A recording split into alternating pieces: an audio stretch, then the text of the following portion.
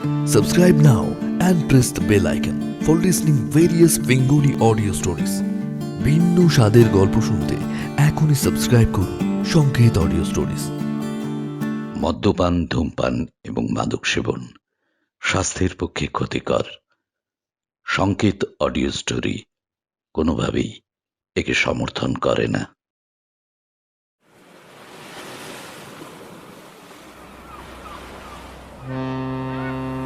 Captain, captain, ওই দেখুন একটা কন্টেনার ভেসে আসছে। জাহাজের এক খালাসি চিৎকার করে বলে উঠল। কেবল ক্যাপ্টেন নয়, জাহাজের ডেকে উপস্থিত সকলেই সেই চিৎকার শুনে পশ্চিম দিকে তাকিয়েছে। সত্যি উথাল পাথাল সমুদ্র স্রোতের মধ্যে ভাসতে ভাসতে একটা লাল রঙের লোহার কন্টেনার ভেসে আসছে জাহাজের দিকে। ক্যাপ্টেন খালাসিদের বললেন, কন্টেনারটাকে তোলার ব্যবস্থা করো, তাড়াতাড়ি রশি দিয়ে বাঁধো ওটাকে। মকবুল, জুনায়েদ, দাস, তোমরাও যাও, ও একা পারবে না। ক্যাপ্টেনের আদেশ অনুসারে খালাসিরা ছুটে গেল ওইদিকে। অদ্ভুত কায়দায় 8 ঘন্টার মধ্যেই সেই কন্টেনারকে জাহাজের ক্রেনের সাহায্যে তুলে আনা হলো উপরে। বিরাট বড় কন্টেনারের গা বেয়ে তুমুল জলরাশি আছড়ে পড়ল জাহাজের উপর। না জানি কত দূর থেকে এই কন্টেনার ভেসে আসছে। কোন জাহাজের ঘাড়ে এই কন্টেনার চাপানো হয়েছিল তাও বোঝার উপায় নেই।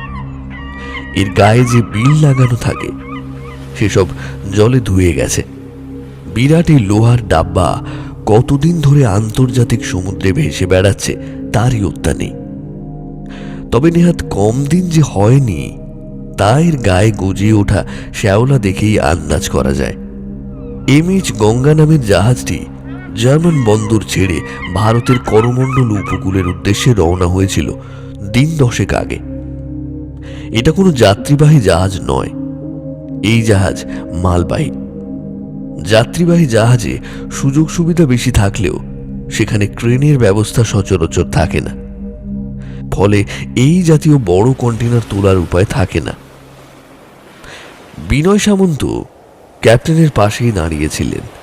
তিনি বললেন, এবার এই মাল কোথায় যাবে? এই কন্টেনার যার, তার নিশ্চয়ই বড় সড়ো লোকসান হয়ে গেল। ক্যাপ্টেন বললেন, তা হলো ঠিকই। আসলে কি জানেন মিস্টার সামন্ত, এই সমস্ত আন্তর্জাতিক সমুদ্রে কোনো ভাসমান জিনিস দেখতে পেলে সেই জিনিসের উপর কারো অধিকার থাকে না। মালটা যে ধরতে পারবে সেই তার মালিক। কাজেই আসল মালিকের লোকসান হলেও আমার 2 পয়সা লাভ হয়ে যাবে। বন্দরে নিয়ে গিয়ে কন্টেনার ধরে বেচে দেব। মশাই, কথায় বলে রাখে হরি মারে কে। জানেন, শরীরটা ভালো লাগছিল না বলে কয়েকদিন ছুটি নেব ভেবেছিলাম। তা জাহাজের মালিক জোর করে কাজে লাগিয়ে দিল। তা এখন দেখছি সাপে বর হয়েছে। বিনয় সামন্ত ব্যস্ত মানুষ। কোথা থেকে কিভাবে 2 পয়সা রোজগার করা যায় তার মাথায় সবসময় সেই কথাই ঘোরে। তিনি এক মুহূর্ত ভেবে নিয়ে বললেন, কিন্তু এর মধ্যে যদি কিছুই না থাকে? ক্যাপ্টেন একটা সিগারেট ধরিয়ে লম্বা টান দিয়ে বললেন, এখানেও একটা মজা আছে। এই কন্টেনার কিন্তু মাল দেখিয়ে বিক্রি হবে না, প্রথমে নিলামে উঠবে। যে কিনবে সে টাকা চোকানোর পর কন্টেনার খুলে দেখবে যে কি মাল পেয়েছে। হতে পারে জলের দরে ফলের রস পেলেন, আবার এমনও হতে পারে যে টাকা মিটিয়ে কন্টেনার খুলে দেখলেন তাতে স্ক্র্যাপ ছাড়া আর কিছুই নেই।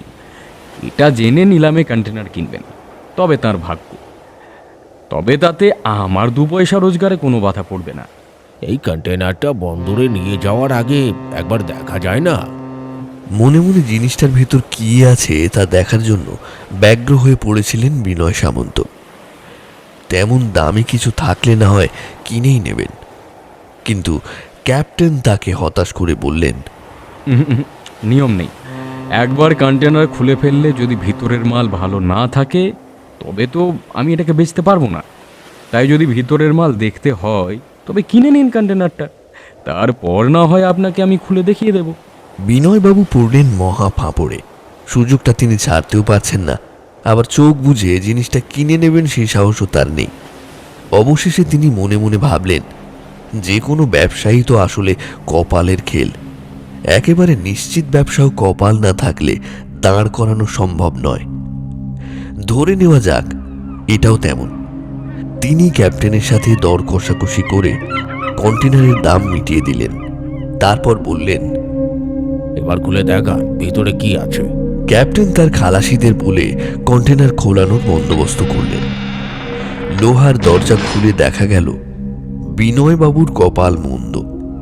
গোটা কন্টেনার হাবিজাবি জিনিসপত্রে ভর্তি, তার একটাও কাজের নয়। কে জানে, হয়তো সেই কারণেই কোনো জাহাজ এই কন্টেনারটাকে সমুদ্রে হালকা করে দিয়েছে। তিনি এসব ভাবতে ভাবতে অত বড় লোহার সিন্দুকের ভেতরটা ঘুরে ঘুরে দেখছিলেন। হঠাৎ একটা কাঠের পুরনো বাক্সে তার নজর আটকে যায়। তিনি পায়ে পায়ে এগিয়ে গিয়ে সেই বাক্সটা হাতে তুলে নেন।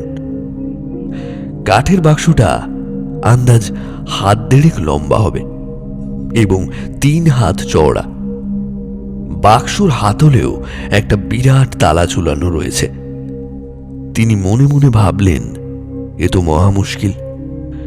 গোটা কন্টেনারে একমাত্র এই জিনিসটাই আকর্ষণীয় লাগছে, আর সেটারই ভেতরে কি আছে তা জানার কোনো উপায় নেই। বাক্সটা হাতে করে নিয়ে তিনি নিজের কেবিনে ফিরে এলেন। জাহাজের খালাসিদের বলে দিলেন তারা যেন কন্টেনারের দরজা বন্ধ করে দেয়। জাহাজ তখন মাঝ সমুদ্রে। কেবিনের ছোট্ট জানলা দিয়ে বাইরের অশান্ত সমুদ্রে ঢেউ দেখা যাচ্ছে। সন্ধে নেমে এসেছে। জাহাজের বড় বড় আলোগুলো সেই উথাল পাথাল ঢেউয়ের উপর চোখ বোলাচ্ছে। গোটা আকাশ জুড়ে মেঘের ঘন ঘটা, যে কোনো মুহূর্তে ঝড় তুফান উঠতে পারে।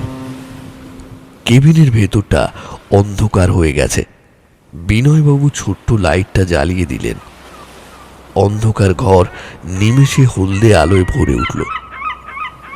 বাক্সটাকে একটা কাপড় দিয়ে ভালো করে মুছে নিজের বিছানার উপরে বসালেন তিনি। তারপর সেই লাল বাক্সের গায়ে আঁকা কতগুলো ছবির দিকে নজর পড়ল তার।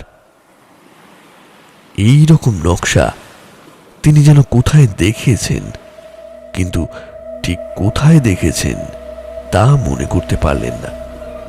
যাই হোক, আপাতত এই তালাটা ভাঙা দরকার। সঙ্গে হাতুড়ি গোছের কিছু নেই। এদিকে ওদিকে দেখতে দেখতে একটা লোহার ডান্ডা মতো কিছু নজরে পড়ল বিনয়বাবুর। টেবিলের উপর জিনিসটা রাখা ছিল। সেটা তুলে এনে হাতুড়ের গোড়ায় ঢুকিয়ে একটা চাড় দিতেই লোহার তালাটা খুলে গেল। বাক্সর ভেতরটা কালো কাপড়ে ঢাকা। একটা লম্বা মতো কিছু সেখানে শোয়ানো আছে। তার পাশেই একটা আদ্যিকালের কাগজের বাক্সের বাইরে আঁকা নকশাগুলোর মতো কি সব যেন আঁকা রয়েছে। সেই কাগজটা পাশে সরিয়ে রেখে উত্তেজনায় টকবক করে ফুটতে ফুটতে বিনয় সামন্ত সেই কালো কাপড়টা সরালেন। ওর ভেতরে রাখা জিনিসটা একবার নজরে পড়েছে কি পড়েনি, এমন সময় কেবিনের লাইটটা দপ করে নিভে গেল, আর বাইরে কড়কড় করে মেঘ ডেকে উঠল। ওই এক মুহূর্ত সেই ভয়ঙ্কর জিনিসটাকে কি তা বোঝার জন্য যথেষ্ট।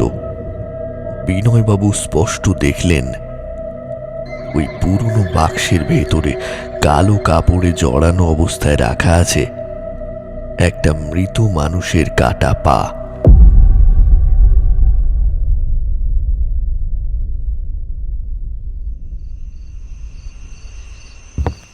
বাড়িতে ঢুকে সুটকেস আর বাক্স নামিয়ে রেখে সোফায় গা এলিয়ে দিলেন বিনয়বাবু।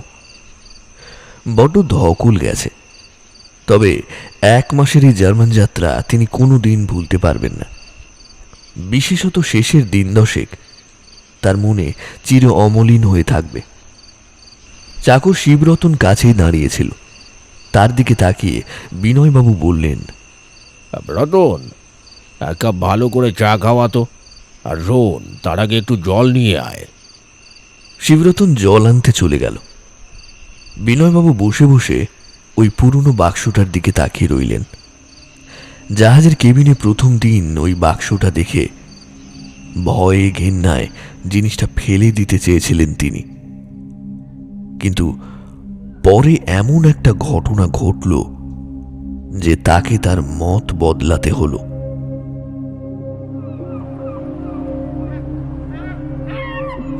কেবিনের লাইট ফিরে এসেছিল কিছুক্ষণের মধ্যেই।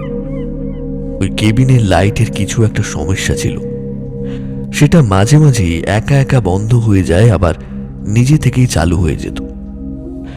লাইট ফিরে আসার পরে জিনিসটা আবার নজরে পড়ল বিনয়বাবুর। তিনি দেখলেন সেই বাক্সের মধ্যে কালো কাপড়ে জড়ানো যে পাটা রাখা রয়েছে সেটা বেশ পুরনো। পায়ের মাংস চামড়া সবই প্রায় খসে গেছে, কেবল হাড়ের উপর কিছু অংশে রুক্ষ ভাঁজ পড়া সাপের খোলসের মতো চামড়া জড়ানো। পাটা ঠিক হাঁটুর তলা থেকে কেউ যেন কেটে বাদ দিয়েছে। বেশ আয়েশ করে করাত জাতীয় কোনো অস্ত্র দিয়ে কাটা হয়েছে সেই পাটা। পায়ের একদিকে এখনো হাড়ের গায়ে আঁচড়ের দাগ দেখে তা অনুমান করতে অসুবিধে হয় না। বিনয়বাবু আরো বুঝতে পারলেন এই পা কোনো নারীর। গোড়ালির কাছে একটা ধাতব গয়না পরানো আছে, সেটা অনেকটাই আজকালকার মেয়েদের পায়ের নুপুরের মতো দেখতে। বিনয়বাবু বেজায় বিরক্ত হয়েছিলেন। এত টাকা খরচ করে কোনো কাজের জিনিস পাওয়া গেল না। যাও ভাই বাক্সটা নজরে পড়েছিল, তাতেও একটা মরার পা ছাড়া আর কিছুই নেই। বিনয়বাবু বাক্সটার ডালা বন্ধ করে কেবিনের বিছানার নিচে ঢুকিয়ে রাখলেন। ততক্ষণে রাতের খাওয়ার ডাক পড়েছে। তিনি ভাবলেন কাল সকালে এই মরার পা বিদায় করবেন। ঘরের দরজা ভেজিয়ে দিয়ে তিনি ডাইনিং রুমে চলে গেলেন। সেখানে অনেকেই তাকে জিজ্ঞাসা করলেন ওই বাক্সের ভেতর কি পেয়েছেন। তবে লজ্জায় ভদ্রলোক কোনো জবাবই দিতে পারলেন না। আর কি বা বলবেন, এত টাকা খসিয়ে শেষমেশ একটা মরার পা জুটেছে শুনলে সকলেই তাকে নিয়ে হাসাহাসি করবে। তাই তিনি কোনো জবাব না দিয়ে তাড়াতাড়ি খাওয়া দাওয়া সেরে নিজের কেবিনে এসে লাইট নিভিয়ে শুয়ে পড়লেন। জাহাজে বিনয়বাবু ঠিকমতো ঘুম আসত না। তিনি মাঝে মাঝেই বিছানায় জেগে উঠে বসতেন। সে রাতে হঠাৎ তার ঘুম ভেঙে যায়। ওর মনে হয় কে যেন নূপুর পায়ে গোটা কেবিনের মধ্যে ঘোরাফেরা করছে। জাহাজে কোনো মহিলা নেই, আর কোনো পুরুষের এমনতর গয়না পরার শখ আছে বলে তিনি অন্তত শোনেননি। তবে এত রাতে তার কেবিনে কে এসেছে? অন্ধকারে তিনি ভালো করে কিছুই দেখতে পাচ্ছিলেন না। সবে আলোটা জ্বালাতে যাবেন এমন সময় কেবিনের দরজাটা একা একাই খুলে গেল। বাইরে থেকে একটা জোলো হাওয়া ঘরের ভেতরে ঢুকে এলো। বাইরে তখন তুমুল ঝড় বাদলা শুরু হয়েছে। বিনয়বাবু বুঝতে পারলেন সেই নূপুরের শব্দটা ধীরে ধীরে কেবিনের বাইরে বেরিয়ে যাচ্ছে। তিনি আর দেরি না করে কেবিনের আলোটা জ্বেলে দিলেন। অবাক হয়ে দেখলেন কেবিনের ভেতরে জায়গায় জায়গায় জল পড়ে রয়েছে। কে যেন ভিজে গায়ে কেবিনের ভেতরে এসে দাঁড়িয়েছিল। সেই জলের দাগ কেবিনের বাইরের দিকে চলে গেছে। কি মনে হতে সেই দাগ অনুসরণ করলেন। ভেজা পায়ের ছাপটা সোজা ক্যাপ্টেনের বিশ্রাম ঘরের দিকে চলে গেছে। বিনয়বাবু এগিয়ে চললেন। কিছু দূরে গিয়েই তিনি দেখতে পেলেন ক্যাপ্টেনের ঘরের দরজাটা খোলা। সন্তর্পণে সেই দরজার ভেতরে উঁকি দিলেন তিনি, আর প্রায় সাথে সাথেই আঁতকে উঠলেন।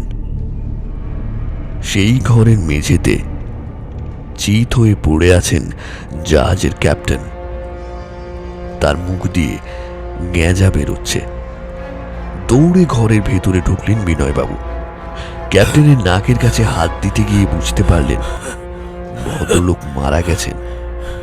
উনি অবাক হয়ে দেখলেন ঘরের এক কোণে একটা সুটকেসের পাশে পড়ে রয়েছে সেই আদ্যিকালের বাক্সের ভেতরে দেখা মানধাতার আমলের মরার পাটা। সুটকেসটা তিনি বিলক্ষণ চেনেন। বিকেলের দিকে এই সুটকেসে করেই ক্যাপ্টেনকে কন্টেনারের দাম মিটিয়েছিলেন তিনি। হঠাৎ ওর মাথায় একটা শয়তানি বুদ্ধি খেলে যায়। বিনয়বাবু আশেপাশে তাকিয়ে দেখে নেন যে কেউ তাকে দেখছে কিনা। তারপর নিশ্চিন্ত হয়ে সেই সুটকেসটা আর মরার পাটা নিয়ে আবার নিজের কেবিনে ফিরে আসেন। ক্যাপ্টেনের ঘর থেকে ওর কেবিন বড়জোর গোটা 25 পা। এই সামান্য পথ অতিক্রম করতেই বুক দূর করছিল। তার কেবলই মনে হচ্ছিল এই বুঝি ওকে কেউ দেখে ফেলে তাহলে ঝামেলা হতে পারে। ক্যাপ্টেনের ওই অবস্থা দেখেও তিনি কেন কাউকে খবর দেননি তার কৈফিয়ত দিতে হতে পারে। সেক্ষেত্রে হয়তো ক্যাপ্টেনের খুনের দায়ে পড়ে যাবেন তিনি। তবে গোটা পথে কেউ তাকে দেখতে পায়নি। নিজের ঘরে এসে দরজা বন্ধ করে হাঁপ ছেড়ে বাঁচলেন বিনয়বাবু। আর কিছু হোক না হোক, কন্টেনারের জন্য যে মোটা টাকা দিতে হয়েছিল তাকে, তা আবার ফেরত পেয়ে গেছেন তিনি। লাভ না হলেও অন্তত লোকসান হয়নি জেনে সেই পাটাকে আবার আগের মতো করে বাক্সে ঢুকিয়ে রাখলেন ভদ্রলোক। শরীর ক্লান্ত থাকায় রাতে বিশেষ ভারী খাওয়া দাওয়া করেননি বিনয়বাবু। সামান্য একটু চালে ডালে মিশিয়ে খিচুড়ি বানিয়ে দিয়েছিল শিবরতন, তাও পুরোটা খেতে পারেননি তিনি। উত্তেজনায় আর ক্লান্তিতে ঘরে এসে শুয়ে পড়েছিলেন। বরাবরই শোয়ার সময় বই পড়ার অভ্যেস বিনয়বাবুর, কিন্তু আজ সেটা পারেননি। বিছানার পাশে টেবিলে নামিয়ে রাখা বইটা হাতে নিয়েছিলেন বটে, কিন্তু কিছুক্ষণের মধ্যেই তার দু চোখ জুড়ে ঘুম নেমে আসায় সেটা সরিয়ে রাখেন।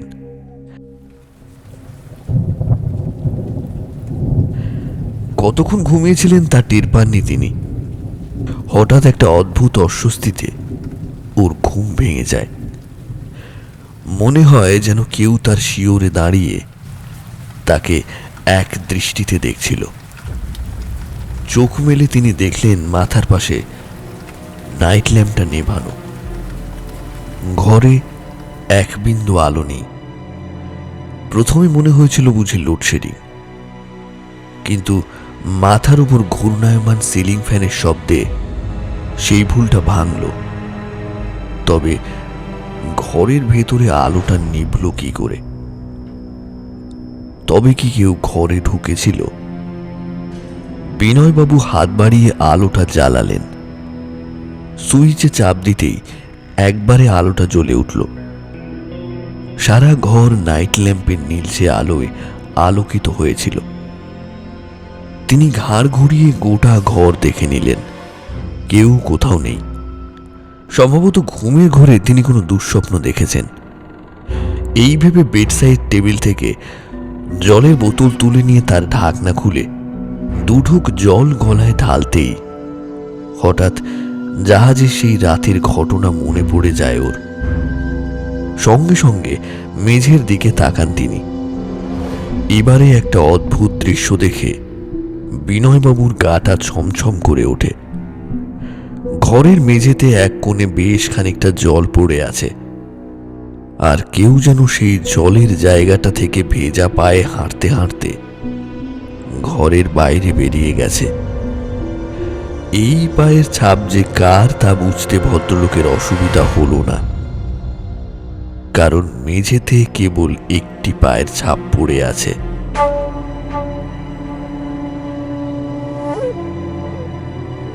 এই ঘটনা তিনি আগেও দেখেছেন, তাই এবার আর ততটা আশ্চর্য হলেন না বিনয়বাবু। খাট থেকে নেমে ধীরে ধীরে সেই পায়ের ছাপ অনুসরণ করলেন তিনি। পায়ের ছাপটা তার শোয়ার ঘর থেকে ড্রয়িং রুম ডাইনিং হয়ে সোজা সদর দরজার দিকে এগিয়ে গেছে। সেখানে গিয়ে তিনি দেখলেন সেগুন কাঠের পিল্লাই দরজাটা হাট করে খোলা। পায়ের ছাপটা বাড়ির বাইরে বেরিয়ে গেছে। বর্ষাকাল, রাস্তাঘাট জলে ভেজা, তাই সেখানে আলাদা করেও পায়ের ছাপ বোঝার উপায় নেই। বিনয়বাবু মনে মনে একবার ভাবলেন, তার কি যাওয়া উচিত হবে? আপদ গেছে, বাঁচা গেছে। পরক্ষণেই তার মনে হলো, আজকেও যদি সেই পায়ের পিছু নিয়ে জাহাজের রাতের মতো হঠাৎ কোনো প্রাপ্তি ঘটে। টাকা পয়সার ব্যাপারে বিনয়বাবু কোনো সুযোগ ছাড়তে চান না, তাই আর বেশি না ভেবে ওই বৃষ্টি মাথায় করেই রাস্তায় নেমে এলেন তিনি। বিনয়বাবুর বাড়ি শহরের এক প্রান্তে। এই দিকটায় এখনো সেইভাবে জনবসতি গড়ে ওঠেনি। একটু নির্জনে থাকবেন বলে তিনি এদিকটায় বাড়ি বানিয়েছেন। অবশ্য তাছাড়া আরও একটা কারণ আছে। তিনি এখানকার ওই খুপড়ি ফ্ল্যাটে ঠিক মানিয়ে নিতে পারেন না। একা মানুষ হলেও বরাবরই তিনি হাত পা ছড়িয়েই থাকতে পছন্দ করেন। তাই নিজের মনের মতো করে বাড়ি বানাতে যে বেশ খানিকটা জমি লাগবে, তা খুঁজতে খুঁজতেই শহরের এই প্রান্তে চলে আসেন। এই পাড়ার বাড়িঘরগুলো বেশ দূরে দূরে। কাছে পিঠে যে কটা বাড়ি আছে, বৃষ্টির ওয়েদারে সেই বাড়িগুলোর বাসিন্দারাও তাড়াতাড়ি শুয়ে পড়েছে।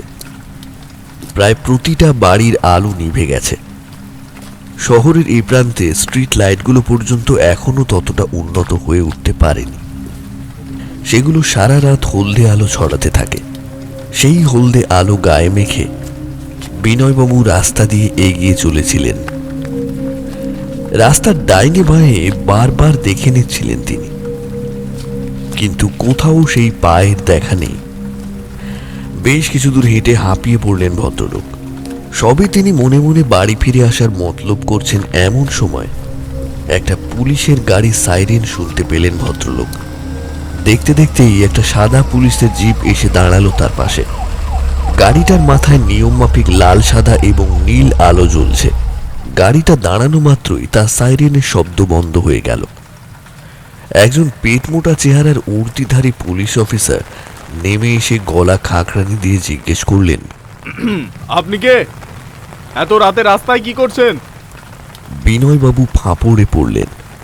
তিনি এখন পুলিশ অফিসারদের কি জবাব দেবেন? তার কাছে একটা কাটা পা আছে, আর সেই পা রাত বিরেতে একা একা হাঁটতে বেরিয়ে পড়ে। এই কথা কখনো পুলিশকে বলা যায়? নাকি তিনি সেই পায়ের পিছু নেন, সেটা বলা যায়? এসব বললে পুলিশ হয়তো পাগল ভেবে, আর নয়তো নেশাখোর বলে গারদে চালান করে দেবে। তিনি একটু ভেবে নিয়ে জবাব দিলেন, স্যার, আমার নাম বিনয় সামন্ত, এই কাছেই থাকি। অফিসারটি ওকে আপাদমস্তক মেপে নিয়ে আবার জিজ্ঞেস করলেন, তা এত রাতে রাস্তায় কি করছেন? আগে স্যার, শরীরটা ভীষণই ঢাই করছিল, তাই একটু হাঁটতে বেরিয়েছিলাম আর কি। এত রাতে এই নির্জন রাস্তায় হাঁটতে বেরিয়েছেন, তাও বৃষ্টি মাথায় করে? এই, আপনি কিছু লুকোচ্ছেন না তো? এবার বিনয়বাবু একটু ভয় পেলেন। পুলিশ অফিসারটি কি তবে তার মনের কথা বুঝতে পেরেছেন? তিনি আমতা আমতা করে বললেন, না, মানে অফিসারটি হাতের লাঠি দিয়ে রাস্তার দুদিকে দেখিয়ে বললেন, আপনি যখন এখানকার বাসিন্দা, তখন নিশ্চয়ই জানেন যে এলাকাটা ভালো নয়। দিন দিন যত রাজ্যের অ্যান্টি সোশ্যাল এসে জড়ো হচ্ছে এই চত্বরে। এই তো একটু আগেই কাছের একটা বাড়িতে চোর ঢুকেছিল। বাড়ির মালিককে ছুরির ডগায় রেখে মালপত্র লুট করে নিয়ে পালিয়েছে। সেটাই তদন্ত করতে এসেছি এদিকে। এই যান তো মশাই, এত রাত্রে একা একা এভাবে বেরোবেন না কোথাও। কোথায় কোন শালা ঘাপটি মেরে থাকে কে জানে। বিনয়বাবু আর কথা বাড়ালেন না। তিনি বুঝতে পারলেন যে বেশি কথা বাড়ালে আরও নানান রকম প্রশ্ন উঠতে পারে। তাই তিনি বললেন, অনেক ধন্যবাদ স্যার, আপনারা আছেন বলেই আমাদের মতো সাধারণ নাগরিকরা নিশ্চিন্তে থাকতে পারি। ঠিক আছে স্যার, আমি এক্ষুনি বাড়ি চলে যাচ্ছি। প্রশংসায় কাজ হয়েছে। পুলিশ অফিসারটির কোঁচকানো ভুরু সোজা হয়ে গেছে। মুচকি হেসে একগাল দীর্ঘশ্বাস ছেড়ে বললেন, তবু আপনি বললেন, লোকে তো এসব মানতেই চায় না। আমরা মানে এই পুলিশেরা নাকি কোনো কাজই করি না। আচ্ছা বলুন তো, কোন পেশার লোকজন এই রাত্রিবেলা বৃষ্টির মধ্যে রাস্তায় বেরোবে কাজের খাতিরে? সবাই শুধু পুলিশের ঘুষ নেওয়াই দেখে, পুলিশ যে তাদের জন্য প্রাণপাত খাটছে সেদিকে কারণ নজর পড়ে না। যাকে আপনি আর দেরি করবেন না, এক্ষুনি বাড়ি চলে যান। এই বলে অফিসারটি আবার গাড়িতে উঠে গেলেন, আর বিনয়বাবু পেছন ফিরে বাড়ির দিকে হাঁটা লাগালেন। তখনও তার মনের মধ্যে নানা রকম প্রশ্ন ঘুরপাক খাচ্ছে। পাটা কার? সেটা একা একা হাঁটে কি করে? এ তো ভুতুড়ে কাণ্ড। আর এত রাতে সেই পা গেলই বা কোথায়? ভদ্রলোক এইসব ভাবতে ভাবতে হাঁটছিলেন। এমন সময় রাস্তার পাশে একটা গোঙানির শব্দ পেয়ে তিনি ফিরে তাকালেন। অন্ধকারে ঠিক বোঝা গেল না, তবে দূর থেকে মনে হলো যেন রাস্তার ধারে ঝোপের পাশে একটা মানুষের অবয়ব পড়ে আছে। পেছন ফিরে দেখলেন বিনয়বাবু, পুলিশের গাড়িটা চলে গেছে। টিপটিপ করে বৃষ্টি পড়ছে। অন্ধকার রাস্তায় কেউ কোথাও নেই। কয়েক সেকেন্ড ভালো করে কান পেতে শুনতেই তিনি বুঝতে পারলেন গোঙানিটা ওই ঝোপের দিক থেকেই আসছে। সন্তর্পণে সেই দিকে এগিয়ে গেলেন তিনি। সেখানে গিয়ে বিনয়বাবু দেখলেন একটা রোগাটে চেহারার লোক উবু হয়ে পড়ে আছে। তার চারপাশে একটা কালো চামড়ার ব্যাগ রাখা, আর সেই ব্যাগ থেকে হাতখানিক দূরে নিথর হয়ে দাঁড়িয়ে রয়েছে সেই ভৌতিক পাটা। বিনয়বাবু কোনো টর্চ বা মোবাইল সঙ্গে করে আনেননি। রাস্তার আলোটাও এখান থেকে বেশ খানিকটা দূরে। সেই ক্ষীণ আলোয় যতটুকু দেখা যায় তাতে তার বুঝতে অসুবিধা হলো না যে লোকটি মরণাপন্ন। কেউ নির্মমভাবে তার গলা কেটে দিয়েছে। চাইলে এখনো লোকটাকে বাঁচানো সম্ভব, কিন্তু তাতে ঝামেলা বাড়বে। পুলিশ এবং হাসপাতালকে কৈফিয়ত দিতে হবে। তিনি এই লোকটিকে কোথায় পেলেন, কে তার গলায় আঘাত করেছে, এত রাতে বিনয়বাবু রাস্তায় বেরিয়েছিলেন কেন, আর এই লোকটি যদি কোনো দুষ্কৃতী হয় তাহলে তো আর সোনায় সোহাগা। পুলিশ দুয়ে দুয়ে চার করে হয়তো বলেই বসবে যে বিনয়বাবুই এই আহত ব্যক্তির জুড়িদার। অন্ধকার রাতে আশেপাশে কোনো প্রত্যক্ষদর্শী নেই। সত্যি ঘটনা প্রমাণ করতে বেগ পেতে হবে। হঠাৎ সেই চামড়ার ব্যাগের দিকে চোখ পড়ে ওর। তার মনে কৌতূহল জন্মায় কি আছে ওই ব্যাগে। থাকতে না পেরে ব্যাগের চেইন ফাঁক করে তিনি ভেতরে উঁকি মারেন। থরে থরে টাকার বান্ডিল আর মহিলাদের সোনার গয়না ব্যাগের মধ্যে ঝকঝক করছে। লোভে বিনয়বাবুর চোখ দুটো চকচক করে ওঠে। ডাইনে বাঁয়ে দেখে নিয়ে টুক করে সেই ব্যাগ আর ভুতুড়ে পাটা তুলে নেন তিনি। তারপর কোনো দিকে না তাকিয়ে সোজা বাড়ির দিকে হাঁটা লাগালো। রাতের অন্ধকারে বৃষ্টির শব্দ ছাড়া তার কানে কেবল একটি মরণাপন্ন ব্যক্তির গোঙানির শব্দ ভেসে আসতে থাকে।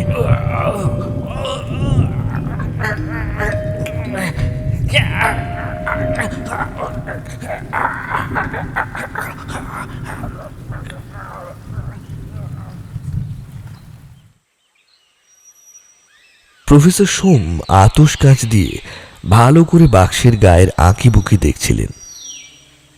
তারপর নিজের ব্যাগ থেকে কতগুলো পুরনো পুঁথি আর নিজের ডায়েরির রেফারেন্স মিলিয়ে মিলিয়ে আলাদা আলাদা একটা সাদা কাগজে কি সব যেন লিখছিল। বিনয়বাবু বসে ওর কীর্তিকলাপ দেখছেন। এই ব্যক্তির সাথে তার পরিচয় বহুদিনের। ইতিহাস বিশরদ হলেও বিভিন্ন বিষয়ে জ্ঞান রয়েছে প্রফেসরের। তিনি কলকাতার যাদবপুর বিশ্ববিদ্যালয়ে অধ্যাপনার কাজ করেন। প্রত্নতত্ত্ব, প্রাচীন লিপি, বিজ্ঞান ও আরও নানা বিষয়ে পণ্ডিত এই প্রফেসর রবিকান্ত সোম। পায়ের ব্যাপারটা বুঝতে না পেরে অবশেষে প্রফেসর সোমকে বিষয়টা খুলে বলেছে বিনয়বাবু। কেবল টাকার ব্যাপারটা এবং তার সাথে জড়িত 2 মৃত্যুর ঘটনা চেপে গেছেন তিনি। তার অনুরোধেই প্রফেসর আজ বিনয়বাবুর বাড়িতে এসেছেন জিনিসটাকে নিজের চোখে দেখবেন বলে। সেই বাক্স এবং পা দেখেই ভদ্রলোক বলে উঠলেন, এ তো হায়ারোগ্লিফিক দেখছি। এই জিনিস কোথায় পেলেন মশাই? বিনয়বাবু অবাক হয়ে জিজ্ঞেস করলেন। হায়ারোগ্লিফিক? সে আবার কি জিনিস? প্রফেসর সোম মুচকি হেসে বললেন, প্রাচীন মিশরীয় লিপি।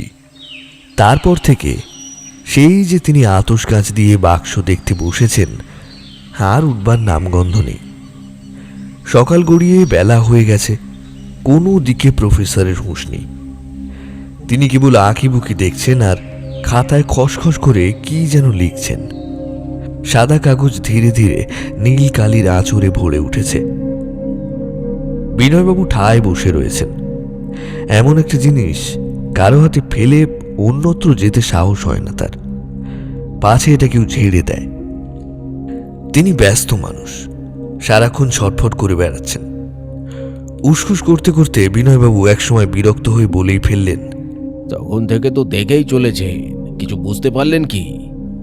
এ তো তোমার ব্যবসার ব্যালেন্স শিট নয় সামন্ত, যে 2 2 4 আর 4 4 8 হবে। এটা অঙ্ক নয়। প্রথমে এই লিপির আক্ষরিক মানে বের করতে হবে। সাধারণত বা আগেকার দিনে সংকেতের কথা লিখে রাখা হতো, যাতে নির্দিষ্ট ব্যক্তি ছাড়া সে কথা অন্য কেউ বুঝতে না পারে। তাই ধরে নাও এই লিপির আক্ষরিক অর্থ দাঁড় করানো মুশকিল হবে, অতএব এই আক্ষরিক অর্থের মানে বের করতে হবে খুঁজে। এত কিছু হওয়ার পর যদি সত্যিই কোনো মানে বেরোয়, এই পায়ের মালিকের থুড়ি মালকিনের সন্ধান বের করতে পারি, তবে এই দুনিয়ায় কাউকে না বলে আপনাকেই বলবো, এই কথা দিলাম। বলে আবার নিজের কাজে ব্যস্ত হয়ে গেলেন। শিবরতনকে চা করতে বলে বসার ঘরে এসে টিভিটা চালিয়ে দিলেন। এদিকে ওদিকে করতে করতে সবে খবরের চ্যানেলটা দিয়েছেন তিনি, এমন সময় হঠাৎ স্টাডি রুম থেকে প্রফেসরের চিৎকার ভেসে এলো। চিৎকার শুনে বিনয়বাবু ছুটে গেলেন। কি পেয়েছেন? কি এই পায়ের মালকিন কে সেটা বুঝতে পারলেন? হতাশ হয়ে ঘাড় নাড়লেন প্রফেসর। তারপর উত্তেজিত হয়ে বললেন, তবে একটা আন্দাজ করতে পারছি। প্রফেসরের উত্তেজনা বিনয়বাবুর মধ্যেও ছড়িয়ে পড়ে। তিনি একটু আশ্চর্য হয়ে জিজ্ঞেস করলেন, কে কে মালিক? কে মালিক? তাড়াতাড়ি বলুন। প্রফেসর সোম হাতের কাগজখানা তুলে নিয়ে উঠে দাঁড়ালেন। তারপর সেই কাগজ দেখে বললেন, যতদূর বুঝতে পারছি, এই পায়ের মালকিন একজন পেশাদার চোর। তিনি সেই যুগে চুরি করেই জীবিকা নির্বাহ করতেন। সমাজে তার বিশেষ নামডাকও ছিল দেখছি। লোকে চোর না বলে একে শিল্পী বলে ডাকত। তবে তবে তবে এই চোর ভুলবশত এক অদ্ভুত কাজ করে বসে, যার মারাত্মক খেসারত দিতে হয় তাকে। প্রাচীন মিশরে রাজা বাদশাদের থেকেও বড় ছিল পুরোহিতরা। সমাজের সমস্ত বড় বড় সিদ্ধান্ত তৈরি হতো মন্দিরের গর্ভগৃহে। অর্থনীতি, রাজনীতি, এমনকি কূটনীতির হরেক চাল বাতলে দিতেন সেই সমস্ত পূজারীর দল। কার্যত তাদের কোষাগার রাজকোষের থেকেও বেশি ফুলে ফেঁপে উঠেছিল। সোনা, রূপো, মুদ্রা, অলংকার কি ছিল না সেখানে। সাধারণের প্রবেশ থাকতো মন্দিরের বাইরে পর্যন্ত। গর্ভগৃহে ঢোকার অনুমতি স্বয়ং রাজাকেও চেয়ে চিনতে আদায় করতে হতো।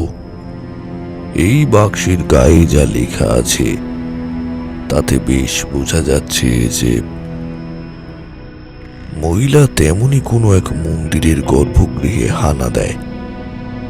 সেখান থেকে প্রয়োজনীয় ধনসম্পত্তি যা পারে সব চুরি করে দেশ ছেড়ে পালায় এই পেশাদার চোর।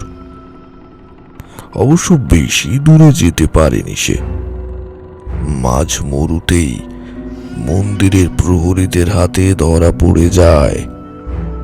তাকে বেঁধে আবার মন্দিরে ফেরত নিয়ে আসে প্রহরীরা। কথাগুলো বলে দম নেন প্রফেসর সোম। শিবরতন ইতিমধ্যেই চা দিয়ে গেছে। চায়ের কাপে চুমুক দিয়ে সিগারেট বের করার জন্য পকেট হাতড়ালেন ভদ্রলোক। বিনয়বাবু জিজ্ঞেস করলেন, আর শাস্তিটা? সে শাস্তি বড়ই বিচিত্র। দোষীকে একটি কাঠের বাক্সে জ্যান্ত বন্দি করে সেই বাক্সকে কিছুক্ষণ পর পর জলের ভেতরে চুবানো হতো এবং বের করা হতো। শ্বাস নিতে না পেরে এক সময় নাক মুখ দিয়ে জল ঢুকে সেই ব্যক্তি মারা যেত। এই মহিলা চোরকেও সেই শাস্তি দেওয়া হয়েছিল। কথা শেষ করে সিগারেট ধরালেন প্রফেসর। এমন সময় শিবরতন এসে খবর দিল, বাবু, বাড়িতে পুলিশ এসেছে, আপনার সাথে দেখা করতে চাইছে। আপনি বাইরে যাবেন না, আমি ভেতরে পাঠিয়ে দেব। পুলিশের কথা শুনে বিনয়বাবুর কপালে ভাঁজ পড়ল। এই বাড়িতে হঠাৎ পুলিশের আগমন কেন? ব্যবসার কাজে মাঝে মধ্যেই নানান গোলমেলে ঝামেলার ব্যাপারে তাকে জড়াতে হয়েছে, কিন্তু ভাত চড়ালে কাকের অভাব হয় না। পয়সা দিয়ে সব জায়গায় ম্যানেজ করে নেন ভদ্রলোক। কোনোদিন কোনো পুলিশি ঝামেলায় পড়তে হয়নি তাকে। তাহলে আজ হঠাৎ এ বাড়িতে আইনের লোকের কি দরকার? একটু ভেবে নিয়ে তিনি বললেন, না, তুই ওনাদের ভিতরে নিয়ে আয়। আগে বাবু। শিবরতন কিছুক্ষণ পর গতরাতে সেই পেট মোটা পুলিশ অফিসারকে বাড়ির ভেতরে নিয়ে এলো। বিনয়বাবু উঠে দাঁড়িয়ে বললেন, আসুন স্যার, বসুন বসুন। বলুন, আমি আপনাকে কিভাবে সাহায্য করতে পারি? অফিসার নিজের টুপি খুলে টেবিলে নামিয়ে রাখতে রাখতে বললেন, গতকাল রাতে আপনি কাউকে পালাতে দেখেছিলেন? পালাতে? কই না তো। একটু ভেবে বলুন। আসলে গতকাল রাতে যে চুরির ঘটনা আপনাকে জানালাম, আজ সকালে সেই চোর বাবাজির মৃতদেহ পাওয়া গেছে আপনার বাড়ির কাছেই। আপনাদের পাড়ার বাড়িতে বাড়িতে যে ছেলেটা খবরের কাগজ দেয়, সে সকালবেলা এই পথে কাগজ দিতে এসে সেই মৃতদেহ আবিষ্কার করে। ওই ছেলেটাই আমাদের খবর দেয় কেউ ব্যাটার গলা কেটে ফেলে দিয়ে গেছে। বিনয়বাবু অবাক হওয়ার ভান করে জিজ্ঞাসা করলেন, চোরের গলা কেটে দিয়ে গেছে? কি সাংঘাতিক, কি সাংঘাতিক! কিন্তু চোরের গলা কে কাটলো? সম্ভবত এই ছেলেটির কোনো সাগরেদ ছিল। সেই সুযোগ বুঝে দোসরের গলা নামিয়ে দিয়ে চুরির মাল নিয়ে পালিয়েছে। খুব অস্বাভাবিক নয়, এই ধরনের ঘটনা প্রায়শই ঘটতে দেখা যায়। এখন কথা হচ্ছে, চুরির টাইম আর চোরের মৃত্যুর সময় মোটামুটি কাছাকাছি। কাজেই তাকে যে এ চত্বরেই খুন করা হয়েছে তা নিয়ে সন্দেহের কোনো অবকাশ নেই। কিন্তু সেক্ষেত্রে আসল কালপ্রিট পালালো কোথায়? রাস্তার এক পাশে ছিলাম আমরা, আর এক পাশ দিয়ে আপনি বাড়ি ফিরছিলেন। তাহলে দ্বিতীয় জন মানে চোরের সাগরেদ কোন রাস্তা দিয়ে পালালো? কথাগুলো বলতে বলতে নিজের মনেই হতাশ হয়ে মাথা নাড়ছিলেন অফিসারটি। প্রফেসর সোম জিজ্ঞাসা করলেন, ওই মৃত ব্যক্তি যে চোর সেটা বুঝলেন কিভাবে? মানে ভিকটিম বা তার ফ্যামিলি কি মৃতদেহটা আইডেন্টিফাই করেছে? আপনার পরিচয়? আমি প্রফেসর রবিকান্ত সোম, যাদবপুর বিশ্ববিদ্যালয়ে অধ্যাপনা করি। না না, আইডেন্টিফাই করেনি, মানে তেমন কোনো প্রয়োজন পড়েনি। ভিকটিমের বাড়িতে সিসিটিভি ছিল, তাতেই ব্যাটার মুখ ধরা পড়েছে। কথাগুলো বলতে বলতে টেবিলের পাশে নামিয়ে রাখা সেই আদি ভৌতিক পায়ের দিকে নজর পড়ে অফিসারের। অবাক হয়ে বিনয়বাবুকে জিজ্ঞেস করেন অফিসার, ওটা কি? ওটা একটা প্রাচীন মিশরীয় কালেকশন, এক মহিলার কাটা পা। এমন অদ্ভুত কালেকশন কার? আপনার? না, এটি আমার বন্ধু বিনয়বাবুর সংগ্রহ। বলেন কি মশাই, আপনি একটা পা সংগ্রহ করেছেন? না, ঠিক জেনে শুনে করিনি, কিন্তু ওই আর কি। আপনাদের বড় লোকদের মাইরি সব আজব আজব সব শখ। এই তো সেদিন এক ভদ্রলোকের সঙ্গে আলাপ হলো, তার শখ হচ্ছে টেসলাইয়ের বাক্স সংগ্রহ করা। শালা, আমি যদি টেসলাইয়ের বাক্স সংগ্রহ করতাম তাহলে এতদিনে পার হয়ে যেত। হ্যাঁ, তামশাই, এ কি বিশেষ কারোর পা নাকি? না না, তেমন কারণ নয়, কোনো প্রাচীন মিশরীয় ব্যক্তির হবে হয়তো। তা এই জিনিস পেলেন কোথায়? একটা নিলামে। অফিসার নিচু হয়ে সেই পায়ের পাতায় হাত বুলিয়ে আঙুল দুটো চোখের কাছে তুলে এনে বললেন, মশাই, আপনার এই পা হাঁটতে বেরিয়েছিল নাকি? অফিসারের প্রশ্নে চমকে ওঠেন বিনয়বাবু। আমতা আমতা করে বললেন, মানে, আরে কি বলতে চাইছেন আপনি? এ আবার কি ধরনের রসিকতা? কাটা পা হাঁটতে পারে? শেষ কথাগুলো বেশ জোর দিয়েই বলতে হলো ওকে। আমি বলছি না মশাই, বলছে এই কাদার ছিটে। বলেই নিজের আঙুল দুটো এগিয়ে দিলেন অফিসার। বিনয়বাবু দেখলেন পুলিশ অফিসারের দুই আঙুলের মাঝে বেশ খানিকটা কাদা লেগে রয়েছে। তিনি মনে মনে নিজেই নিজেকে গালিগালাজ দিতে আরম্ভ করলেন। ইস, ব্যাপারটা নজরই পড়েনি। এত ভালো করে দেখে নিয়ে তারপর প্রফেসরের হাতে দিয়ে দিলাম পাটাকে। প্রফেসর সোমু এতক্ষণ ধরে জিনিসটা নাড়াচাড়া করছেন, ওর চোখে পড়েনি। আর এই অফিসার দূর থেকে বিষয়টা দেখে ফেলেছেন। শালা শকুনের চোখ। বেগতিক দেখে অবস্থা সামাল দিতে তিনি বলে উঠলেন, আরে তাই তো, এই কাদা কোথা থেকে এলো? যাই হোক, আপনার যদি কিছু মনে পড়ে তাহলে অবশ্যই আমাদের ফোন করে জানাবেন। বলতে বলতেই উঠে দাঁড়ালেন অফিসারটি। বিনয়বাবু ঘাড় নেড়ে সম্মতি জানালেন। পুলিশ কর্মকর্তাটি আর কথা না বাড়িয়ে বেরিয়ে গেলেন। প্রফেসর সোম বললেন, আজ আসি দাদা, আপনার এই সংগ্রহটা আরও বিশদে পরীক্ষা করে দেখার ইচ্ছে রইল। তবে আজ বিশেষ একটা কাজ মনে পড়ে গেছে, তাই এক্ষুনি বেরিয়ে পড়তে হবে। বলে অফিসারের পেছন পেছন প্রফেসর সোম বেরিয়ে গেলেন। বিনয় সামন্ত নিজে একা বসার ঘরের মাঝখানে দাঁড়িয়ে রইলেন। তার টেবিলের সামনের উপর সেই মিশরীয় বাক্স এবং তার নিচে টেবিলের পাশে ওই বিচিত্র অলৌকিক কাটা পাটা।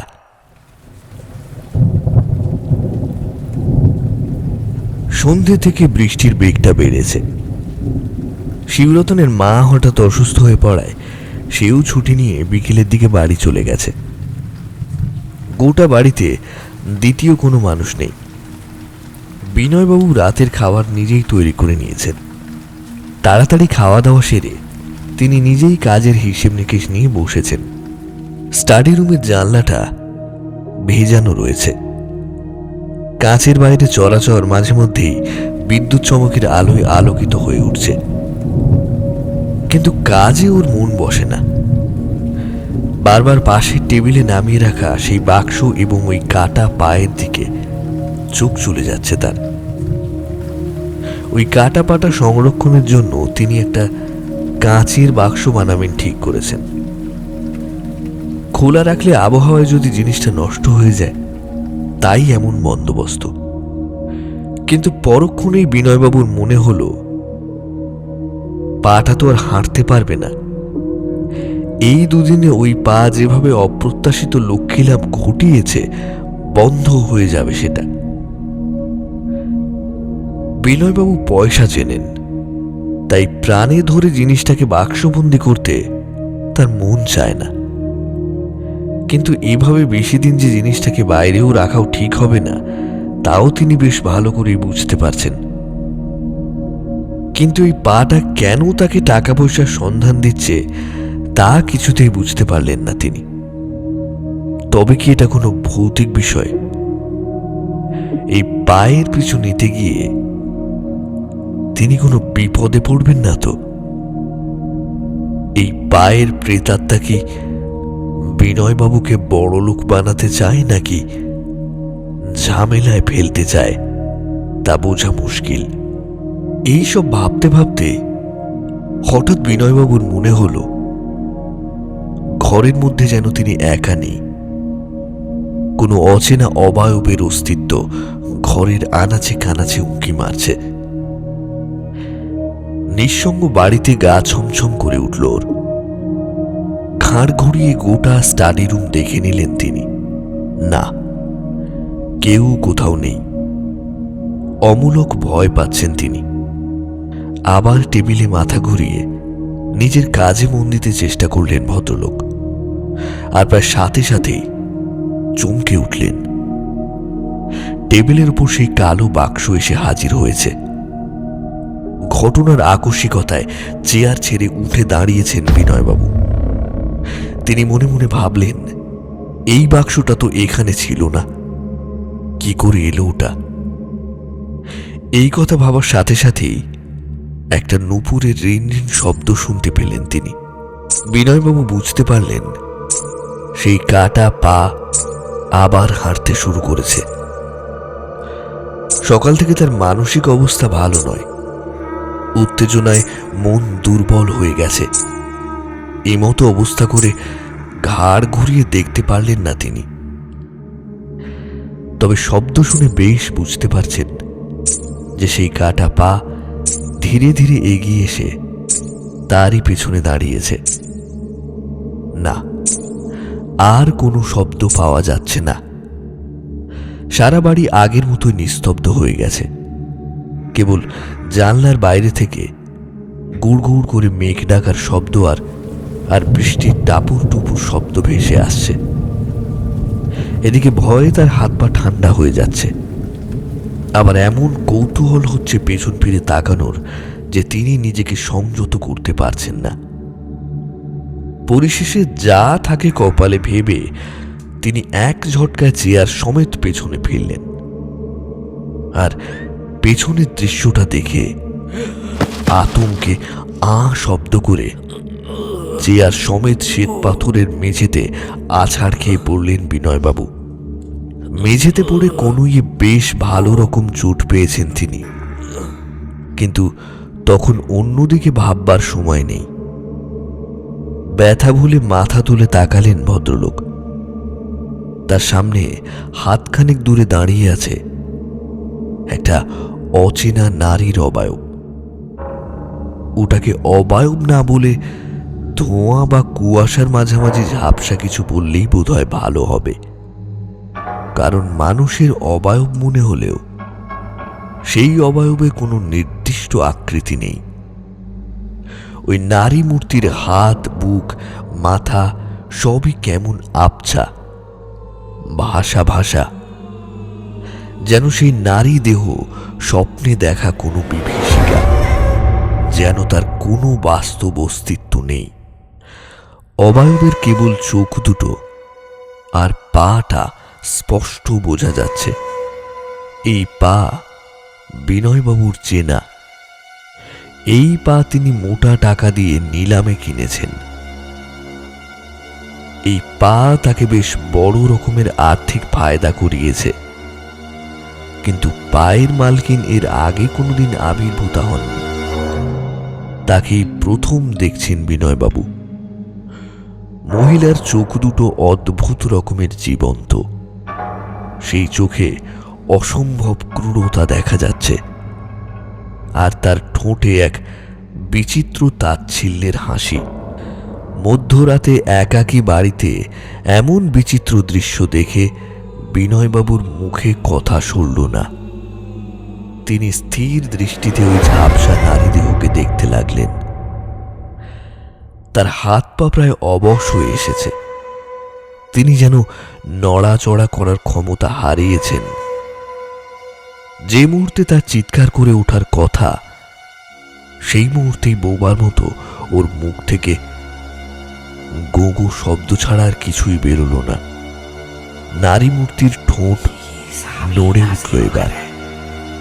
সে বিচিত্র ভাষায় কি সব যেন বলতে আরম্ভ করেছে।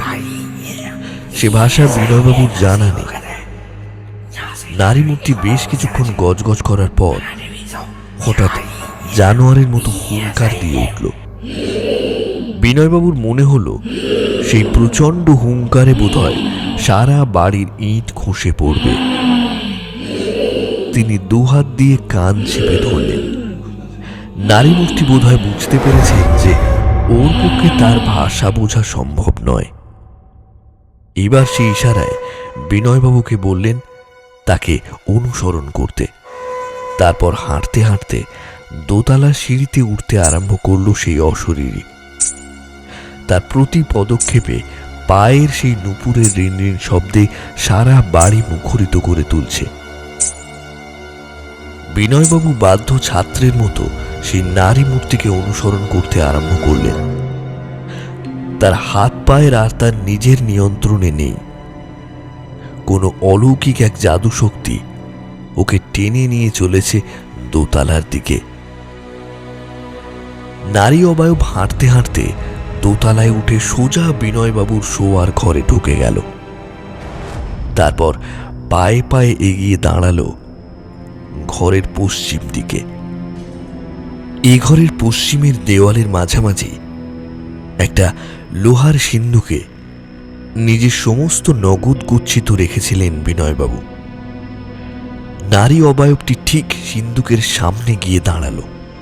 বিনয়বাবু দেখলেন সেই বিচিত্র অশরীরী ইশারায় ওই সিন্ধুক খোলার কথা বলছে।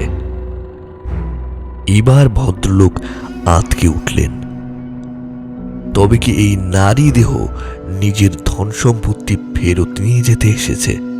কিন্তু এই সম্পদে তো তার কোনো অধিকার নেই। নিলামে যে টাকা দিয়ে এই পা বিনয়বাবু অধিগ্রহণ করেছিলেন সেই টাকা তার।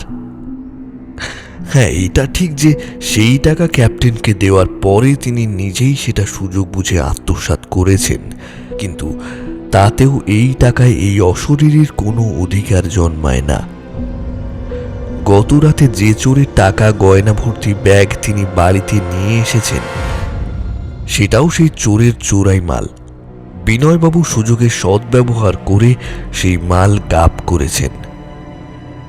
ওই চোরাই মালে চোরের অধিকার থাকতে পারে, কিন্তু এই অশরীরী তো সেই মালের মালকিন নয়। তিনি শরীরের সমস্ত জোর একত্রিত করে চিৎকার করে উঠতে চেষ্টা করলেন। কেন খুলবো সিন্ধুক? কি আছে ওতে? এবার সেই অশরীরী স্পষ্ট বাংলায় গর্জে উঠল। টাকাগুলো বের কর। ওই টাকা আমার। বের করবো কেন? টাকা পয়সাগুলো বের কর বলছি। না, আমি কিছু দেব না। ওই টাকা পয়সা সব আমার। দুটো পয়সা বাঁচানোর জন্য কোনোদিন বিয়ে করিনি, আত্মীয় স্বজনের সাথে যোগাযোগ রাখিনি, সারা জীবন কেবল ব্যবসা করেছি, গায়ে গতরে খেটেছি। তারপর ওটুকু টাকা জমিয়েছে। ও টাকা আমি কাউকে দেব না, কাউকে না। জমানো সম্পদ দিয়ে দিতে হবে শুনে বিনয়বাবুর মধ্যে অদ্ভুত জোর উপস্থিত হয়েছে। তিনি যে কোনো পাওনাদারের সাথে নয়, এক অলৌকিক অশরীরীর সাথে তর্ক করছেন। সেই মুহূর্তে তার মাথায় নেই এ কথা। অশরীরী হুঙ্কার দিয়ে উঠল।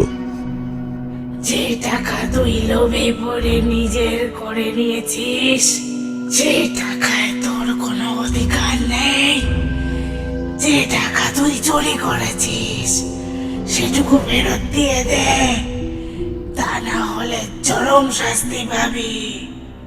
বহু যুগ আগে তোর মতো আমিও ভুল করেছিলাম। টাকার নেশায় মত্ত হয়ে ঈশ্বরের সম্পত্তি আত্মসাৎ করেছিলাম। আজও তার সাজা পাচ্ছি। এই কলুষিত পৃথিবী থেকে মুক্তি হচ্ছে না আমার। সাবধান করছি, ওই টাকা ফিরিয়ে দে,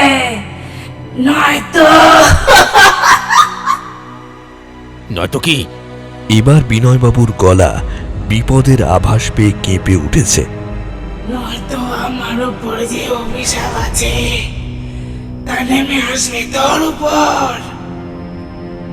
সাপের মতো হিসিস করে উঠল অশরীরী প্রেতাত্মা। না, আমি দেব না, আমি কিছুতেই দেব না, কিচ্ছু দেব না, দেব না, আমি দেব না। বলে সিন্ধুকটা জড়িয়ে ধরেছেন বিনয়বাবু। ওর কাণ্ড দেখে সেই মূর্তির চোখ দুটো যেন আগুনের ভাঁটার মতো জ্বলে উঠল। অবয়বটা ধীরে ধীরে বিকট মূর্তি ধারণ করে হুঙ্কার দিয়ে উঠল। বেশ, তবে শতাব্দীর প্রাচীন হুন্ডাইয়ের অভিশাপ নেমে আসুক তোর উপর। প্রেতাত্মার কথা শেষ হতে না হতেই সিন্ধুকের দরজা আপনা থেকে খুলে গেল। সারা ঘরে যেন হঠাৎ ঘূর্ণিঝড় শুরু হয়েছে। সনসন করে হাওয়া বইতে শুরু করেছে গোটা ঘর জুড়ে। সিন্ধুকের ভেতরের টাকা পয়সাগুলো ছিটকে ছিটকে বাইরে বেরিয়ে আসতে শুরু করেছে। সিন্ধুকটার ভেতর কোনো দাগ নেই, তবে তার আকৃতিও যে খুব বড় তেমন নয়। অশরীরী বিনয়বাবুর ঘাড় চেপে ধরেছে। আর্তনাদ করে উঠছেন বিনয় সামন্ত। প্রেতাত্মা তাকে ঠুসে দিল সিন্ধুকের ভেতর। তারপর সিন্ধুকের দরজা একা একাই সশব্দে বন্ধ হয়ে গেল। প্রফেসর সোম বাড়ি ফিরে থেকেই বাক্সের গায়ে খোদাই করা হায়ারোগ্লিফিক নিয়ে পড়ছিলেন। নাওয়া খাওয়ার সময় পর্যন্ত পাননি তিনি। অনেক কষ্ট করে উদ্ধার করেছেন কয়েকটা কথা। তিনি বুঝতে পেরেছেন যে এই পায়ের মালকিনকে ভয়ঙ্কর হুন্ডাইয়ে সাজা দেওয়া হয়েছিল। জীবন্ত সমাধিস্থ করা হতো সেই সাজায়। শুধু তাই নয়, সেই নারীকে অভিশাপ দেওয়া হয়েছিল যদি ওই সমাধি থেকে কোনোদিন সে মুক্তিও পায়, তাহলেও তাকে চিরকাল মৃত্যুমুখী হয়েই কাটাতে হবে। যে পায়ে ভর করে চিরকাল ধন সম্পদের দিকে দৌড়েছে সে, সেই পাটা তাকে চিরকাল মৃত্যুর দিকেই ঠেলে নিয়ে যাবে। এই বিষয়টা বোঝা মাত্রই ঘড়ি দেখলেন প্রফেসর সোম। রাত প্রায় 2টো বাজে। বিনয়বাবু হয়তো ঘুমিয়ে পড়েছেন, কিন্তু তাকে এখনই গোটা ঘটনাটা জানানো দরকার। এই পা কোনো সুস্থ মানুষের সংগ্রহে থাকা উচিত নয়। এই পা ভীষণ অপয়া, অশুভ। এখনই সেটা দূর করা প্রয়োজন। তাই কোনো সংকোচ না করে বিনয়বাবুর ভালোর জন্যই এত রাতে মোবাইলের স্ক্রিনে ওর নম্বর ডায়াল করে ফোন লাগালেন রবিকান্ত সোম।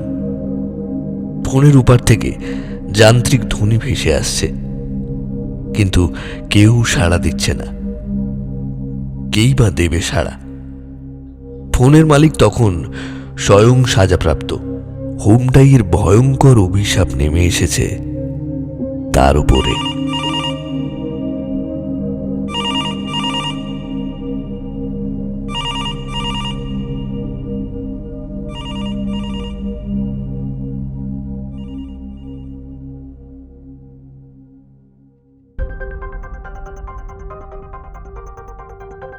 নমস্কার, সংকেত অডিও স্টোরিতে এতক্ষণ শুনছিলেন প্রখ্যাত লেখক অনির্বাণ ভট্টাচার্যের কলমে বিনয়বাবুর বিপদ। গল্পটি কেমন লাগলো অবশ্যই আমাদের জানাতে ভুলবেন না। আর আপনি যদি আমাদের চ্যানেলে আজ নতুন হয়ে থাকেন তাহলে অবশ্যই সাবস্ক্রাইব করতে ভুলবেন না আমাদের চ্যানেল সংকেত অডিও স্টোরি। এরপর অন্য একদিন অন্য এক সময় আমরা অন্য একটি গল্প এনে হাজির হব। ততক্ষণ পর্যন্ত সকলকে জানাই অসংখ্য ধন্যবাদ।